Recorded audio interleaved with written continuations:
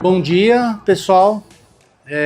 Primeiro, agradecer a presença de vocês aqui, né, para acompanhar o trabalho que nós preparamos aqui, que envolve a questão do manejo do solo, né, manejo da compactação, usando plantas de cobertura. A compactação é um problema importante, né, para o sistema de produção, cada vez mais, porque o sistema de produção ele é muito intensivo, né? E também as máquinas, aí, de uma forma geral, elas têm aumentado de tamanho, né? E o sistema o mais comum aqui para nós na região, aqui de forma geral, é o sistema soja-milho, que muitas vezes a gente tem que colher a soja, né, em condições de solo úmido, né, numa condição que a gente chama de plástica, né, que é a que favorece a compactação. Tá? Então é importante a gente sempre estar atento, né, e entender também dos processos, né, para a gente tratar o problema da melhor forma possível. Então nós trouxemos aqui uma abordagem, né, na pesquisa, me apresentando, né, meu nome é Júlio Franchini, eu sou pesquisador da Embrapa Soja, em Londrina, da área de manejo de solo, né, estou aqui junto com o Ismael Lopes, também faz parte da nossa equipe de trabalho, e nós preparamos aqui uma abordagem que envolve o uso de plantas de cobertura, tá? Que a forma assim mais consistente, né, e mais indicada para recuperar a compactação, recuperar a qualidade estrutural do solo é usando as raízes, tá? E nós vamos tentar mostrar isso para vocês, tá? Aqui nós temos exemplos de sistema radicular de várias espécies, né, das espécies de interesse econômico, aí as principais soja-milho aqui para essa região, e espécies que são utilizadas em sistemas aí de diversificação de culturas, né, desde o sorgo granífero, Braquiária rusiziensis, que é muito utilizada, é uma espécie que produz muita raiz, né, o sorgo também, muita produção de raiz, outra Braquiária piatã de outra espécie, né. O milheto também produz muita raiz, e aqui a crotalária ocroleuca, que é uma leguminosa que é interessante para compor também a mistura de espécies, né, que hoje está presente aí em muitos mix, né, que são utilizados aí para fazer diversificação de culturas. Todas as plantas, de forma geral, têm um potencial grande de produção de raízes, tá? Isso aqui é em condição sem restrição química ou física, tá? Quando a gente começa a ter restrições de qualquer tipo, aí você vai impactar sobre o sistema radicular. Tá? Nós vamos falar aqui principalmente o que é mais importante aqui, o conceito que nós queremos passar para vocês, é a questão da fertilidade, né, do solo, mas aqui no sentido mais amplo. Quando a gente fala de fertilidade, a primeira ideia que vem na cabeça é adubação, calagem, né, pensando na parte química. Mas aqui nós queremos falar da fertilidade integral. Nós temos que ter, é importante manejar a parte química, né? Nós temos que ter ali os nutrientes, fósforo, potássio, nós temos que corrigir a acidez, né? Na superfície e em profundidade, para que não tenha, por exemplo, alumínio, tenha disponibilidade de cálcio para favorecer o crescimento da raiz. Mas se nós temos restrição física, a raiz também não vai crescer, tá? Então a gente tem que pensar sempre aqui no equilíbrio, né, entre as características do solo. Nós vamos dar um enfoque aqui na questão da estrutura, né, que está relacionada diretamente com a parte física. E a física do solo tem uma relação direta com a biologia. A atividade biológica é importante para melhorar a estrutura do solo. E uma boa estrutura permite um crescimento maior das raízes. Tá? Então nós temos que fazer essa conexão. E principalmente aqui entender o que são os agregados, né, que são as estruturas aí que unem as partículas de argila, areia, né, e o espaço poroso, né, e a relação entre eles, de que forma que isso está distribuído no solo. Então tem uma forma ideal para que isso esteja distribuído. Tá? Bom, quando a gente fala em degradação da estrutura, né, nós vamos mostrar para vocês aqui duas formas de degradação da estrutura. Uma delas, né, começando aqui pela pulverização do solo, Então a pulverização é quando a gente usa, por exemplo, a grade pesado, o arado de disco, ou até muitas vezes a escarificação, a subsolagem, né? Então a tendência é que você quebre os agregados e tenha uma estrutura pulverizada, tá? Com pequenos agregados, agregados menores do que 1 centímetro, né? E aí o que nós vamos ter? Aumenta a infiltração do solo, aumenta a infiltração de água, aumenta o oxigênio, que é muito importante, né? Nós temos que lembrar que as raízes elas respiram, então nós temos que ter oxigênio, diminui a resistência à penetração das raízes, mas diminui a água disponível. O que é a água disponível? É a água que vai ficar retida ali nos poros, né, de menor tamanho, e que é a mais importante para a produção. Então, quando a gente mexe no solo, nós aumentamos muito os poros que a gente chama de macroporos, poros grandes, que favorecem a infiltração, mas diminui a retenção de água, tá? Bom, a gente aumenta aqui um solo que foi mexido, ele se compacta mais facilmente, e também aumentamos perda de solo por erosão. É mais fácil você perder um solo pulverizado por erosão, tá? Bom, do outro lado, nós temos aqui uma degradação da estrutura por compactação, tá? Isso aqui é associado diretamente com o tráfego de máquinas, né? E o que acontece quando você compacta? Diminui a infiltração, aumenta a resistência ao crescimento das raízes, diminui a água disponível também, né? Porque você diminui os poros aí responsáveis pelo armazenamento de água, diminui a aeração, né? Um solo compactado é mais difícil de ter compactação adicional, né? Mas isso não é muita vantagem, né? Ele é mais difícil de compactar, mas ele já está compactado. E você também aumenta aqui perdas de água, perda de solo por erosão. E nós perdemos também muita água aqui por escoamento superficial, tá? Porque a água não penetra, a infiltração diminuiu, então nós perdemos muita água da área por escoamento superficial. Bom, então o que nós precisamos? Temos que buscar o equilíbrio, tá?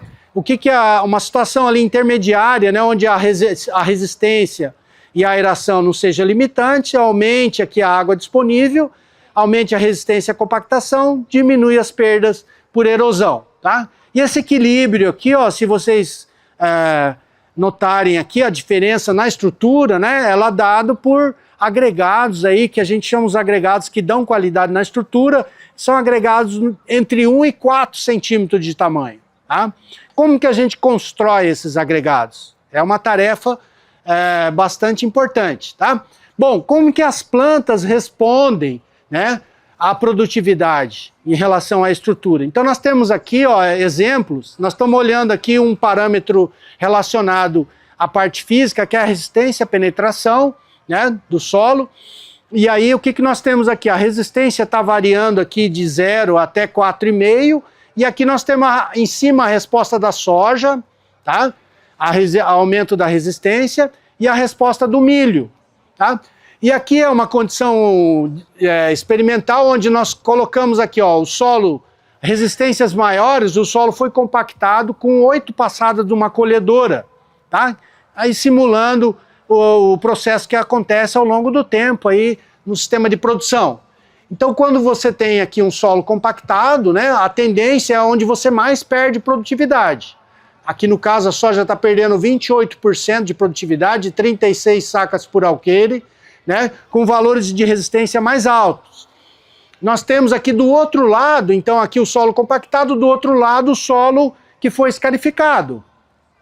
Tá? Então o que acontece? Muitas vezes a gente não percebe, né? Mas aqui, ó, tá havendo perdas de produtividade também, sempre levando em consideração aqui a condição ideal. Então aqui, ó, eu perco menos do que o solo compactado, mas ainda estou perdendo 9%. Tá? Não quer dizer que, né, o fato de eu escarificar o solo que eu vou ter máxima produtividade. Tá? A máxima produtividade está naquela condição de equilíbrio. Bom, o milho acontece a mesma coisa. Então nós temos aqui, ó, perdas, né, equivalentes ali do milho em relação à soja, 30% de perda de produtividade, e o milho perde muito mais, né, na condição de solo solto. Por que acontece isso com o milho? Porque o milho ele está na segunda safra, né, e a segunda safra ela já tem uma oferta menor de água. Tá? Então a água é muito mais importante para o milho do que para a soja que está ali no verão, né, acaba tendo uma disponibilidade maior de água. E da mesma forma, ó, tem uma condição ideal. Então, as duas culturas, elas respondem à máxima produtividade, ela acontece numa faixa intermediária de qualidade física.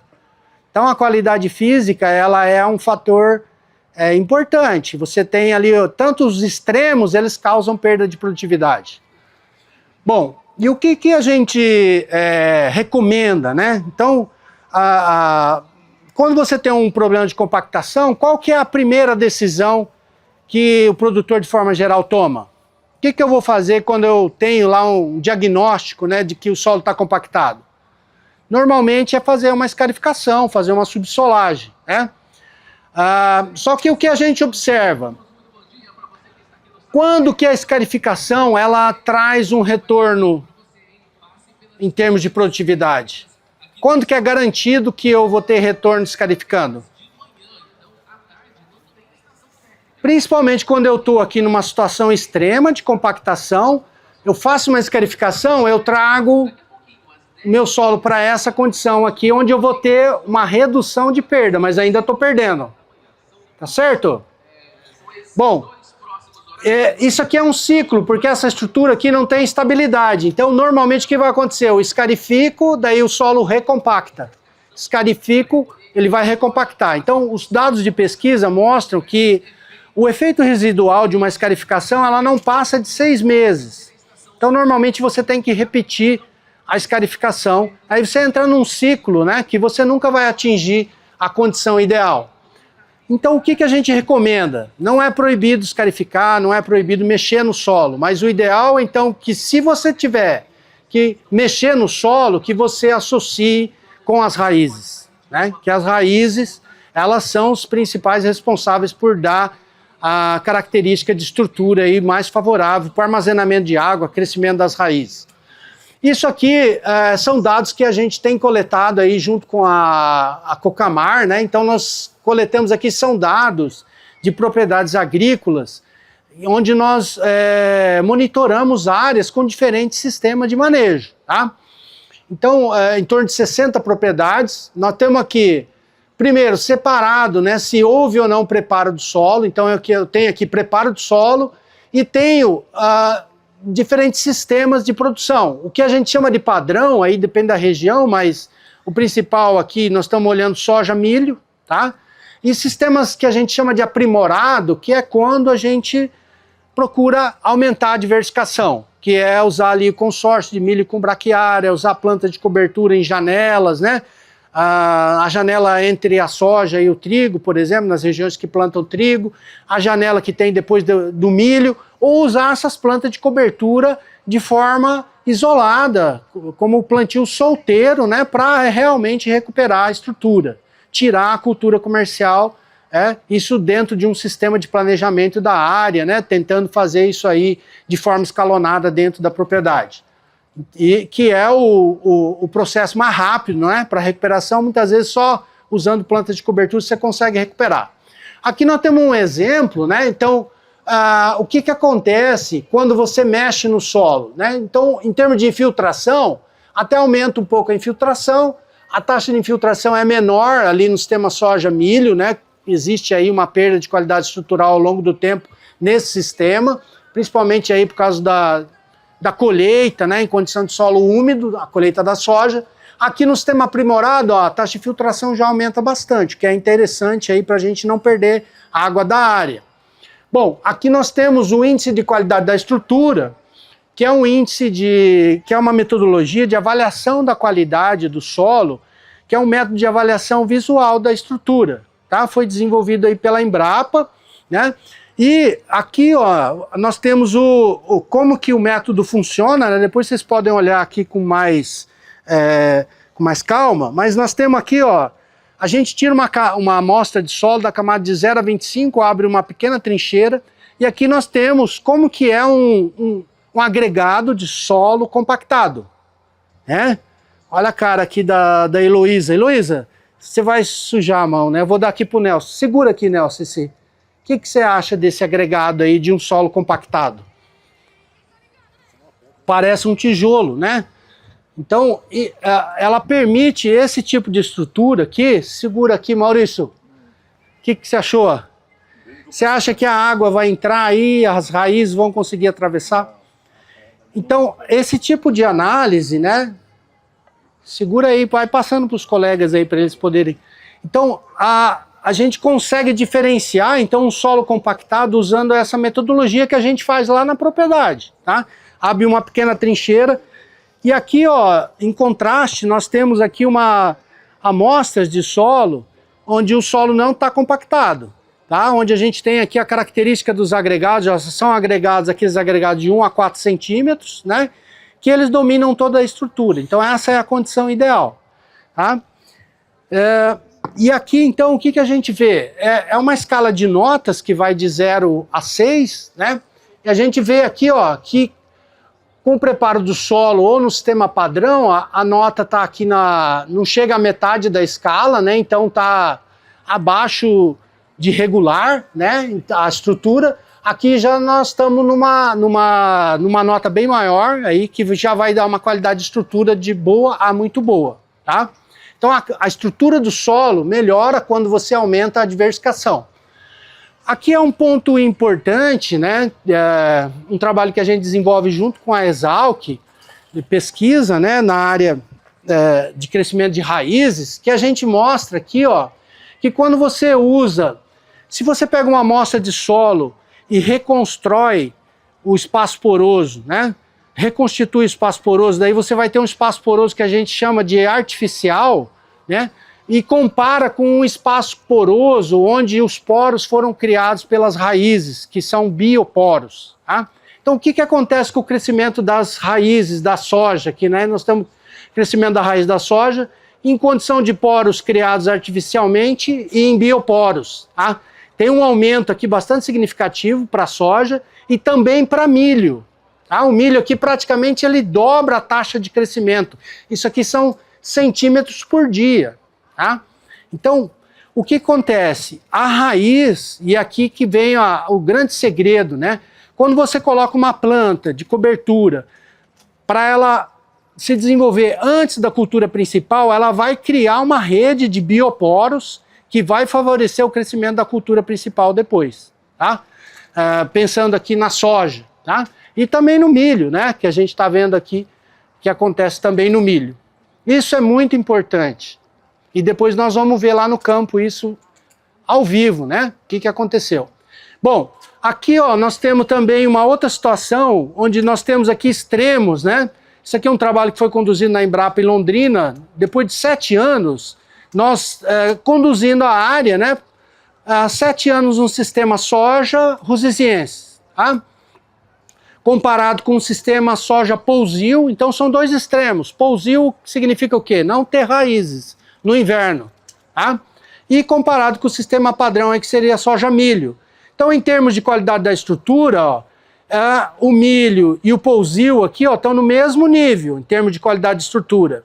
A braquiária leva a qualidade da estrutura lá para cima. A infiltração, ó, aqui não afetou tanto a estrutura, mas a infiltração diminuiu. Então a gente observa aqui uma redução da infiltração quando eu deixo a área em pousio, exatamente porque afeta a criação dos bioporos, porque eu não tenho raízes se desenvolvendo na área, tá? Então a importância, né, isso de forma bastante clara. E aqui ó, nós temos o crescimento, como que a soja responde a essas condições aqui, né? Então, sob braquiária rusisiensis, esse é o crescimento de raízes da soja, até 2 metros de profundidade, tá? Comparado com a raiz da soja em cima do milho e a raiz da soja no pousio. Então fica bastante claro que é importante a gente ter raízes ali desenvolvendo esses bioporos. E aqui para finalizar, pessoal, antes da gente ir para o campo, nós temos aqui também trabalhos que a gente acompanha lavouras, né? Então o de áreas aí onde você tem o sistema, né, que é o que predomina, soja, milho ou soja, trigo em algumas áreas do basalto, soja, milho aqui no arenito, e quando você diversifica o sistema, né, com essas espécies de serviço que melhoram a estrutura. Então você muda totalmente a estrutura e isso vai dar o quê? Segurança, principalmente em condições de déficit hídrico, tá? E nós vamos ver ali no campo que a gente preparou para vocês, né? que nós preparamos lá? Só adiantando aqui para vocês, nós compactamos uma área aí com a passagem de 10 passadas de uma colhedora, tá? E mantivemos metade da área em pousio e metade da área com planta de cobertura. E comparamos com a área não compactada. Tá? E nós vamos ver o crescimento da raiz. Tá? Nós abrimos trincheiras ali para vocês observarem como se comporta as raízes da soja. Bom, aqui no campo nós preparamos uma situação onde nós compactamos o solo usando 10 passadas de uma colhedora, né? Então aqui do lado direito é o solo não compactado, do lado esquerdo é o solo compactado. E a diferença aqui do crescimento das raízes, né, que vocês podem perceber, que no solo não compactado, usando Brachiaria russisiensis, né, o crescimento da raiz tem muito mais raiz no perfil do solo e ele chega aqui até profundidade em torno de 1,5 m de profundidade.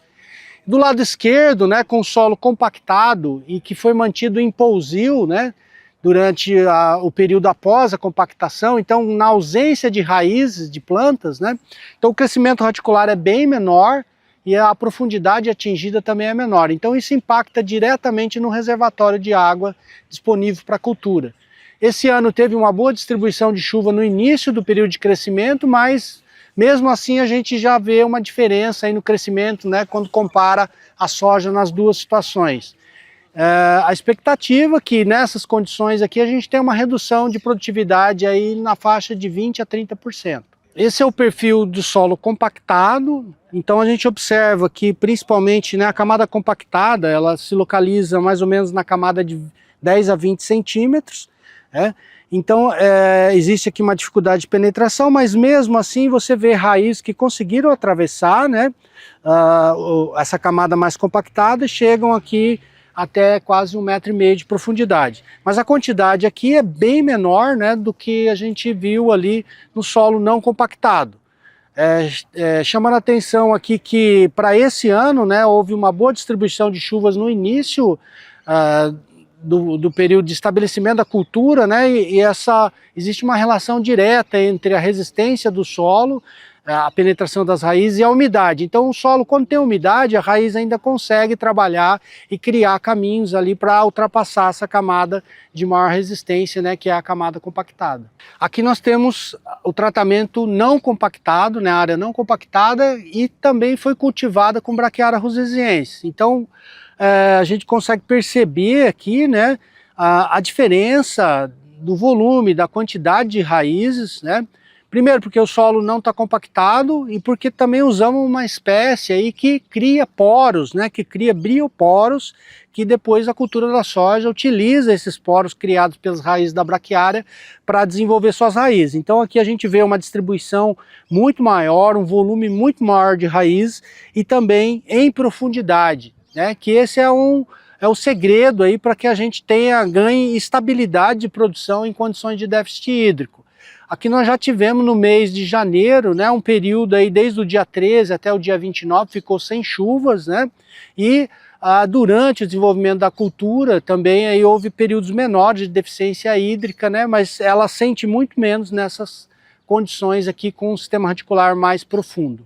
Bom, o que vocês estão percebendo aí? Já afetou, né, de cara já afetou o tamanho, tá? E essa condição aqui, ó, é um solo que a gente falou assim, ó, o solo não compactado.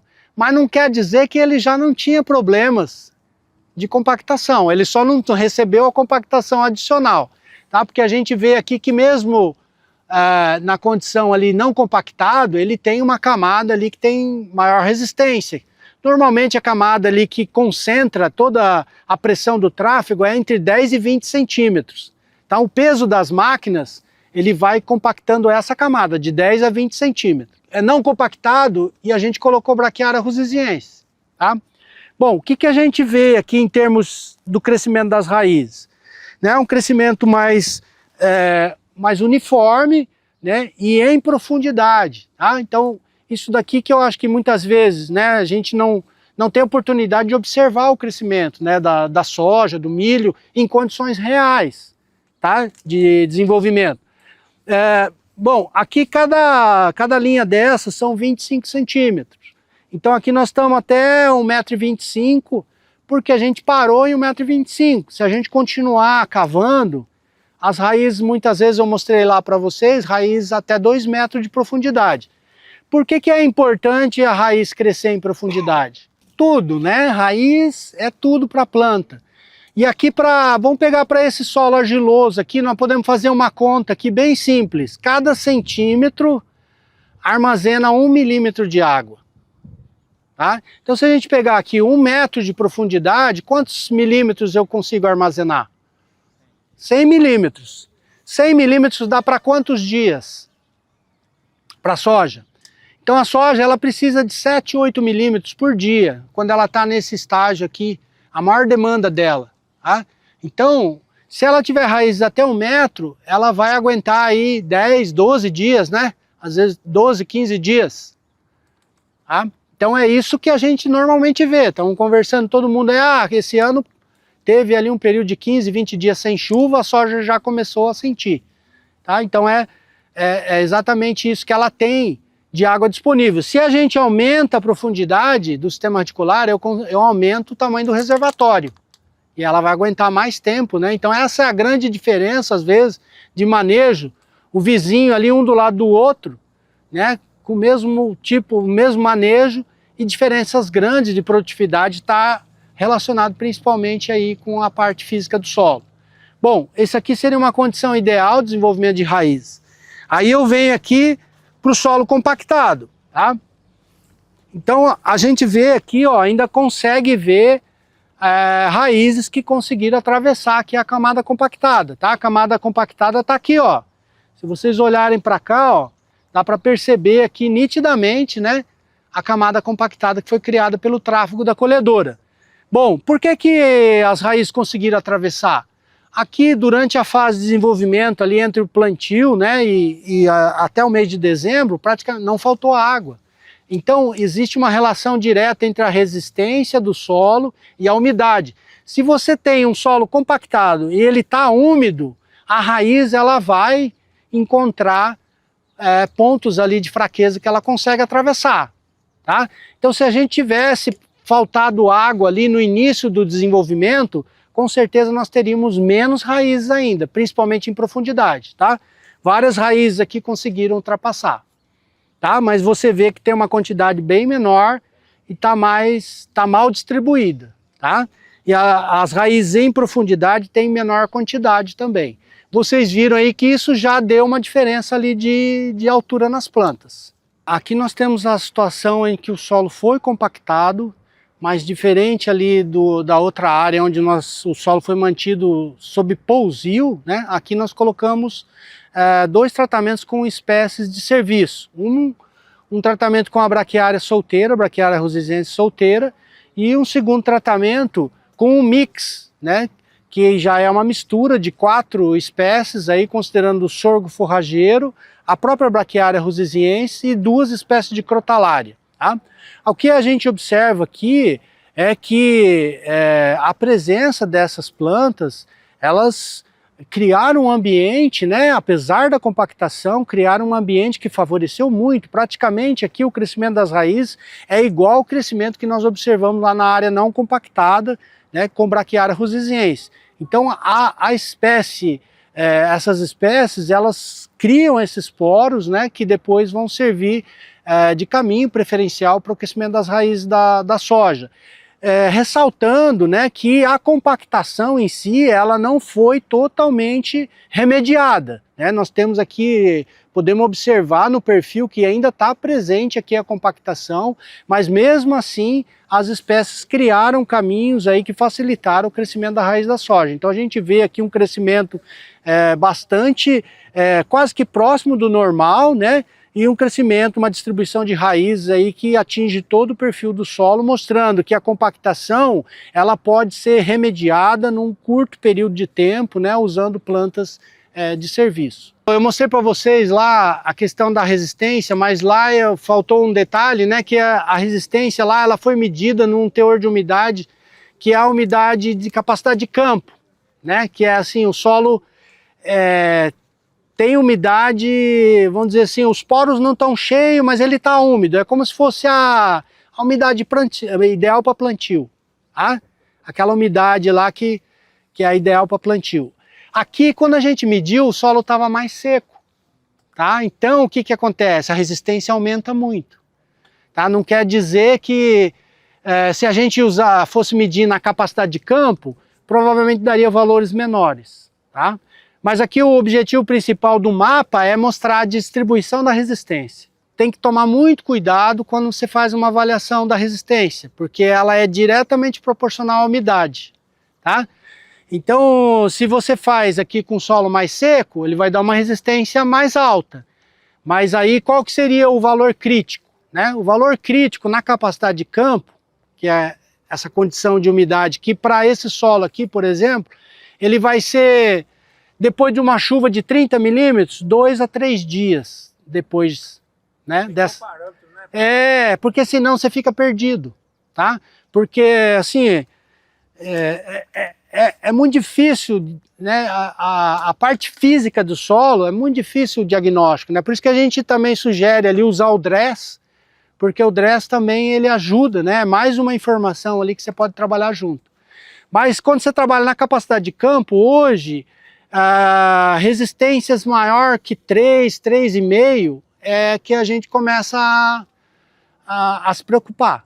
Tá? Até 3 ainda você consegue manejar, ou usando plantas de cobertura você consegue reverter sem precisar fazer uma escarificação. Aqui, ó, então é o solo compactado, ali ficou em pousio. Aqui nós colocamos braquiária rusiziense, aqui esse lado aqui é braquiária rusiziense e aqui é um mix. Esse mix ele tem sorgo forrageiro, tem braquiária rusiziense e tem 2 crotalárias. Tá? Então tem 4 espécies aqui. E ali eu tenho a braquiária solteira. Tá? Então a primeira coisa, qual que é a diferença dessas raízes aqui para aquela lá do pousio? Tá compactado. A compactação tá aqui, ó. Eu não sei se você consegue enxergar isso aqui, ó. Então a compactação ela tá aqui. Eu não acabei com a compactação. Mas o que aconteceu então? Que as raízes da braquiária, né, aquilo que nós falamos lá, ela é a braquiária principalmente, aqui falando da braquiária, né? Ela é uma espécie que é interessante porque ela é uma espécie perene. Então se você plantar, aqui foi plantado em fevereiro, compactou, depois já plantou. Então ela ficou de fevereiro até setembro, então ela ficou 6 meses aqui em desenvolvimento. Tá? E nesse período, o que ela fez? Ela trabalhou toda essa estrutura e encontrou pontos de fraqueza. E esses pontos de fraqueza, a soja herdou. Então, se você olhar, né, quando você olha lá e olha aqui, você vê a diferença? Consegue ver? Tem gente que não vê a diferença, mas tem gente que vê. Bom, aí entra assim, todo esse que você está colocando, a questão das espécies, né? Então a aveia, se você é uma excelente planta, né, de cobertura, mas aí normalmente ela vai em regiões que são mais frias, você tem que fazer um plantio mais tarde, né? Então o tempo que ela vai ficar trabalhando é menor. Toda vez que você colocar, né, porque ali o milho normal, você vai colher, daí essa janela entre o milho e o plantio da soja, dependendo da época de colheita, pode chegar até 3 meses. Então se você coloca ali uma planta para se desenvolver e produzir raízes, vai trazer benefício. Tá? É diferente de você colocar a aveia lá em abril, né? Ela vai ter um período menor de crescimento ali, 30, 40 dias, mas ela já vai cobrir aquilo ali, já vai evitar que venha a buva, principalmente naquela janela ali. Então sempre vai trazer benefício. Tá? Então isso não tem dúvida. Então essa é uma janela importante que no oeste aqui do Paraná muita gente usa. Outra opção é a janela ali para as áreas que tem trigo, entre a colheita da soja e o plantio do trigo. Então é uma janela importante aí também que dá para colocar várias coisas. Né? O próprio consórcio milho com braquiária também é uma opção importante. Mas aí entrando na questão do tempo, né? Que a gente tem aqui, a Cocamar tem trabalho aqui com a gente, onde a gente tem um sistema que a gente coloca lá, braquiária soja, tá? Então, solteira, todo ano. Tá? Isso para pesquisa, né? Porque na prática ali fica mais difícil de você ter um sistema dessa forma, a não ser que seja integração lavoura-pecuária, que você vai produzir carne usando aquela forragem, né? Como forragem, tá? Mas a gente tem a braquiária solteira e tem o consórcio milho com braquiária todo ano. Então o trabalho que a braquiária faz num ano, você leva 3 anos para fazer no consórcio. Por quê? Porque você tem ali a braquiária competindo com o milho, né? Por luz, por água. Quando você entra nos consórcios, coloca lá braquiária, aveia, coloca outras espécies, daí cada uma vai conseguir se desenvolver melhor numa determinada época. Então você coloca lá um consórcio de milho com braquiária com aveia, né? É lógico que aí você já entra nas datas de plantio, né? Às vezes você não consegue plantar, porque tem a aveia não vai bem no plantio cedo, a braquiária vai, né? Então você não consegue ali, muitas vezes, fazer um ajuste do melhor pro que tem no mix, né? Mas aqui, por exemplo, ó, aqui nós tínhamos aqui sorgo, braquiária e crotalária, que são todas espécies de verão, não são espécies de inverno. Então quanto mais cedo você plantar, aí elas vão trabalhar muito mais, vão ter mais água, mais luz, né? Então a gente tem que pensar nisso também.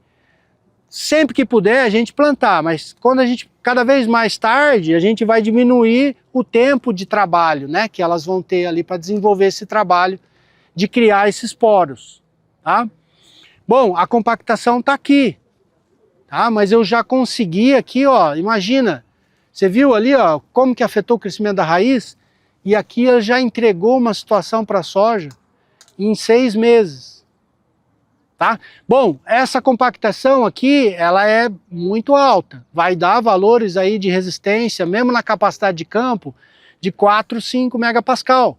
Então, eu posso associar a escarificação com as raízes. Tá? Eu escarifico e coloco raízes. Tá? Aí é uma questão, assim, o mais importante é de planejamento, né? Dentro da sua área. Porque quando você tem soja e milho, você tem mais tráfego, né? Tem todo o tráfego das máquinas, o do plantio, da colheita, das pulverizações, apesar que a pulverização é localizada, né? Mas você tem o dobro de tráfego. Então a pressão é muito maior. Quanto mais cedo plantar, né? Mais raiz. Ele é de verão, né? O sorgo. Ele precisa de temperatura e água. Né? Só que ele tem um ciclo definido, né? Então ele vai chegar, vai florescer e tal, depois tem o manejo dele, né? E aí se você não quiser que ele sementeie, daí você tem que pode passar um rolo faca, né? E aí fica com a braquiária só. Então nesse mix aqui, o ideal é você fazer um manejo com o rolo faca lá na frente e ficar só com a braquiária. Porque as crotalárias também vão florescer. Se você puder colocar o gado é ideal, porque acontece uma coisa, quando você faz o pastejo, é a mesma coisa que você passar o rolo faca, é até melhor. Porque o que acontece? Você quebra a dominância apical, e aí isso daí faz com que a planta produza hormônios que vão estimular o crescimento da raiz. Então, acontece a mesma coisa, nós já vimos isso com o rolo faca, você passa o rolo faca, aumenta o enraizamento. Tá? Então, é um manejo para aumentar o enraizamento. Agora, você tem que tomar cuidado, assim, respeitar a altura de pastejo. Tá? Você não pode passar do ponto ali, que senão você vai perder todos os benefícios que você está esperando.